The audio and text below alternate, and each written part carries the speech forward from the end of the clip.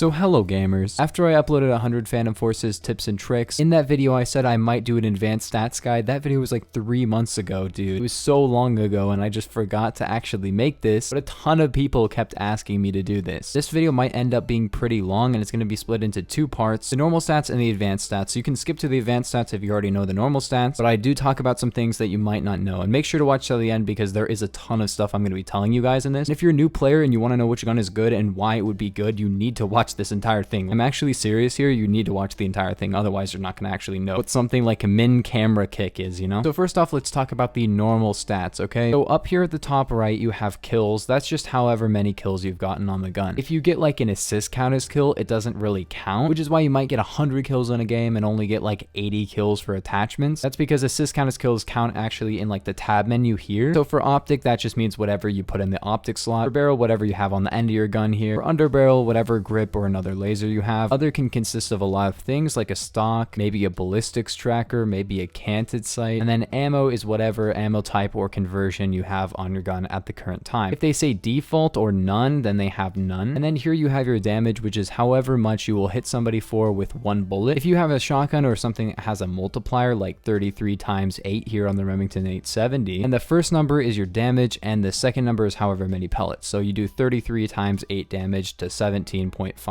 times 8. Next, you have your fire rate, which is however many rounds per minute you can shoot. Now, this is not actually completely accurate. Like, for example, the BFG has 16 RPM, and that's kind of what it is, but when you have to, like, aim down sights and stuff, it's not going to shoot that fast. And when you have the M107, you're not going to shoot 80 rounds in a minute just because you have to reload. Same with all these guns. They can't shoot for a minute straight, but that is how fast they will be able to shoot while you're shooting them. For example, when I shoot the MP5K/10, I am shooting at 900 rounds per minute if I were to continuously shoot my gun. If I shot for a minute, I would not shoot 900 rounds because I would have to reload every couple seconds. A good tip for this is that 600 RPM is 10 rounds per second. If I had 900 RPM, that would be 15 rounds per second, and if I had 1200, that would be 20. This graph here shows the ranges. This first part of the bar is your max damage range. When it starts dropping, that's when you're going down to your min, and then your min is here and it stops going. So basically after this, I'm not going to do less than 19 damage, but between 36 and 19, I'm going to do, well, between 36 and 19 damage. These 3 bars are not actually real. Like, they don't really work. I've seen sometimes that the muzzle booster will increase your accuracy, which is not true. Theoretically, accuracy is overall between hip and sight accuracy. Then hip accuracy is how accurate your hip fire is, and sight is how accurate it is when you aim down sights. And then you have ammo capacity. The first number is however many rounds you can hold in a mag, and the second is your reserve ammo. And then fire modes is auto or semi, as well as burst, which will be shown by a number. See here, it's a Roman numeral 3, which means I have a 3-round burst. But now getting on to the advanced stats, let's start with weapon ballistics here. Minimum time to kill. This is how long it will take if your gun is in the perfect scenario to kill. For example, here we have the MP5K, which is a 4-shot kill, and currently it's at a 0.13 second time to kill. It's going to be pretty hard to see, obviously, with my resolution, but yeah. Then when I put on the 10mm conversion, it drops to 0.06 seconds. This is because I can now 2-shot kill when I hit 2 headshots, which is obviously going to kill very, very fast. But now we have the headshot multiplier. When you hit the headshot hitbox, which is like on this guy, you can see that's his head, right? It will multiply the current damage that the gun would do to the body by that number. So by 1.4 times, which means that that 36 damage is now multiplied by 1.4. This now does like 50.5 damage or something, which is enough to 2-shot to the head because a player has 100 health and 50 is half of 100, obviously. Keep in mind that the normal headshot multiplier is 1.4x. I talked about this in tips and tricks. A good 80% of the guns probably have 1.4x, but some of them have like 2 or 1.8 or like 3. It really depends on the gun. Torso multipliers are a little bit more common. A lot of battle rifles have a 1.1 times torso multiplier. This means if you hit the center of mass, basically this massive hitbox here, you will do 1.1 times the damage, which in this case would probably be like 39.6 or something instead of 36, which is like, you know, it's a difference. It doesn't make a huge difference, but it is cool. This gun doesn't have a torso multiplier. So if I hit this dude anywhere on the body except the head, it would do 36. And if I hit him in the head, it would do like 50. Then you got damage ranges. Your first statistic here is your max range. So to 50 studs, I'm going to do 36 damage. And then this is your min damage range. What this means is at 150 studs, it's going to stop dropping and it will be at 19. So at like 125 studs, it would be at like 22, maybe 24. I don't know. It will continue dropping until that range and then it will just quit. Here you have muzzle velocity. This is how fast your bullet will actually travel. The average for most guns is about like 22 to 2400. So 1500 on the MP5K/10 is not very good. This is about the muzzle velocity of the ace val, but like if something has more than like 2200, it's pretty good. This is why certain guns like the sponge ammo type are very hard to hit shots with, and why birdshot has so much spread, because actually muzzle velocity does take into account on shotguns. The slower your bullets go, the more they can actually spread out before they hit something, which is why the long barrel is very effective on shotguns, because it actually increases your muzzle velocity. Then here you have penetration depth. The normal is about 1 stud to about 1.5 studs, and on snipers it's like about 3 studs of pen is the normal. Battle rifles, it's about 2 studs of pen, and PDWs, it's about 0.5. Penetration depth is basically just how much wall can you shoot through. 0.5 is not a lot of wall. Birdshot has 0.1, that's like nothing. Some have none, which means you can't shoot through any walls at all. And yeah, if you have like an AP or super armor piercing and you get 3 studs of pen or something insane, that is going to be very nice because you can shoot through a lot of walls. So yeah, next up we have suppression. Suppression is basically like how much will the person's screen shake when you shoot at them. This is kind of multiplied more or less by how fast your gun shoots. For example, if I had a sniper that had 2 suppression, it would only shoot like 1 bullet at a time. It would do a lot of screen shake for that 1 bullet. It would shake their screen, but not a ton, right? But if I had this gun, which is 0.5, but I'm shooting at 900 RPM, each individual shot is not going to shake it that much, but overall it's going to shake a lot, like constantly. That makes a decently sized difference, you know? Then hip accuracy, this overall bar is kind of nice to have. You can see my hip fire accuracy isn't that good, but then when I go to something like the L2A3, it has 89, which is like ridiculous, you know? It's about as accurate as these bars are because it's literally the same thing. If you look 19, it's about like 1/5 of the way on the bar. And then you got your min and max camera kick. This is basically like when I shoot my gun, how much is the camera gonna actually kick up? So this isn't actual recoil, which is kind of interesting. This is basically how much your camera like perceives recoil, which is why when I slap on the folding grip, you actually get better recoil control. But yeah, min and max camera kick is basically when you shoot, how much is your camera gonna kick? If you put on an attachment and it lowers that, that means that you're gonna have less camera recoil, which means you're gonna feel like you have less recoil. It's not gonna lower the recoil, but it will feel nicer to use the gun usually, which is why a lot of people prefer the folding grip, because the stubby grip is not very good for camera recoil. Then you got min and max recoil displacement. Now this is the type of recoil that's like the normal type of recoil. This is basically just like the recoil on most guns. This is just essentially like camera kick, except it's actual recoil, and it's like the recoil that actually just feels like it kicks, you know? Then here you have min and max recoil rotation. Now this is rotational recoil, the thing that plagues a lot of guns like the HK416, and if you look at the max recoil rotation number, it's changing when I put on the pistol grip, because the pistol grip lowers the rotational recoil. So basically, if your gun is any like G3 kind of variant or an HK416, the pistol grip is really good on those guns because they have a lot of rotational recoil. They're not ultra important, but it is necessary that you do like read the description of items, so that way you know what's actually lowering your recoil. But then next you have hip fire spread factor. This is how much RNG you kind of have when you hip fire, and the stubby grip is actually lowering this from 0.05 to 0.04, but you probably can't see it. But yeah, the stubby grip is the thing that actually reduces spread on hip fire, so it makes sense. Then you have hip fire recovery speed. This is when you shoot one shot, how fast is it going to come back down to where it was before? When your gun kicks up and you stop shooting, when is it going to come back? And then hip fire spread dampening is another word for hip fire spread factor, sort of. But yeah, that's how much an attachment will dampen the recoil. When you aim down sights, it's a lot of a bigger deal to have a folding grip, because like if you have a reflex sight, it's kind of hard to see with some guns just because of how much kick they can have, and camera kick is actually like a viable thing to reduce. And you got displacement and rotation. This is basically the same thing as when you hip fire, but when you aim down sights. And these can be different numbers, like you could actually lower your recoil when you aim down sights. But yeah, all of these things are basically the same as when I talked about the hip fire ones. But your sight magnification is basically how much does your sight aim down sights. For example, the Z point is 1.8, a delta sight is 1.5, and of course the AMT Terminator is none, so it goes straight to 1.0, which is funny because even the irons on this gun actually aim down sights 1.8 times, and this is actually less than aiming down sights, which is funny. Here for accuracy, you got the thing tied to the bar, but it doesn't really matter. Then you got camera recovery speed. This is actually how fast your camera recovers and not how fast your gun recovers. So this can be different. Your camera could recover before or after your gun actually recovers, and that varies on which gun it is, but it is nice to actually know what that is. Hipfire and sight basically the same as these two things. Then you got your weapon recovery speed, which is your actual recoil recovery speed basically. Then you got your recoil dampening. Now this is a very important stat because something with good dampening is going to have less recoil. And then you got your aim choke and your hip choke. This is only effective on basically shotguns and a couple of ammo conversions like the 5.56 Beowulf. This is basically the spread of your gun. If you look, hip and aim choke are 0 on this thing. So basically, if you shoot right at something, it's going to hit exactly there. At least when you aim down sights, hip fire is a little bit different, as you guys probably know. And then you got weapon handling. First off is the reload time. This basically means if you have bullets left in your gun, how fast do you reload your gun? In this case, it's 2 seconds. 1.8 is the fastest. About 2 seconds is really fast. And anything above like 3 seconds is getting pretty long. Then you got empty reload time. This is basically if you empty your entire mag, usually your reload time is longer when you actually shoot all of your bullets because you have to like prime the gun again, which means you have to pump the gun again, pull the lever again, pull the bolt again, something like that, and that will make your reload a little bit longer. Then you got equip speed. This is basically if you change your secondary and then back to this gun, how fast are you going to change to that? It's not a big deal usually because most guns have a pretty fast equip speed, so don't really worry about this. If you see something that changes your equip speed, don't get super angry about it. It's not going to be a very big deal, honestly. Then you got aiming speed. This is how fast you aim down sights. This is pretty much irrelevant on any gun that's not a sniper or a DMR. I don't really care about how fast my MP5K like aim down sights because I can just shoot while I'm aiming down sights and I'm going to kill people in like CQC anyways, so it doesn't really matter. But when I'm sniping, I actually have to fully scope in and look at the guy usually. That's why skeleton grip is really good on basically anything that isn't an automatic gun. You got crosshair size. This is how big your crosshair is. The MP5K has a 25 crosshair size. M107 has 120. The M107 has a massive crosshair, as you can see, like it's so big. And this will sort of dictate where your gun shoots if you're like moving around, but usually like you'll shoot exactly where you're pointing as long as you just stop moving for 1 second. If you look, like this is a very small crosshair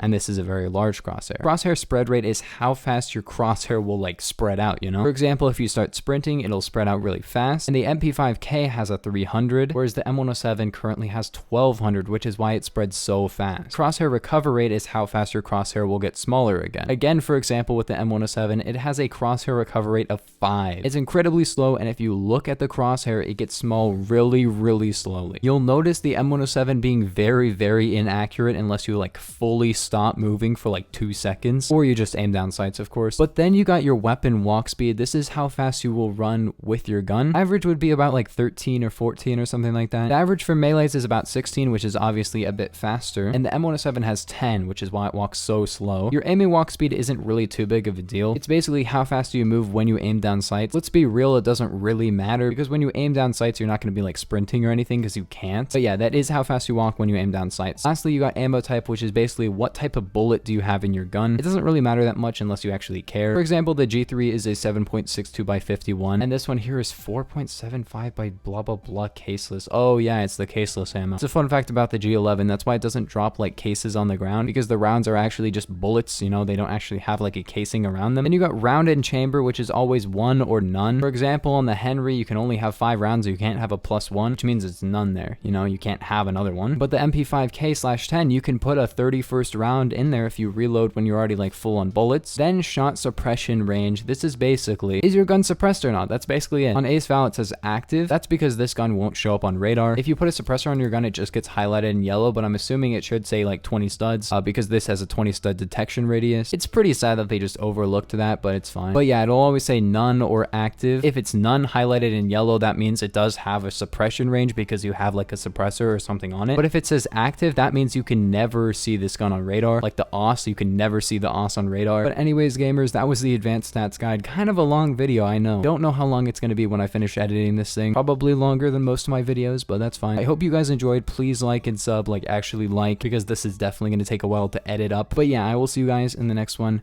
Peace.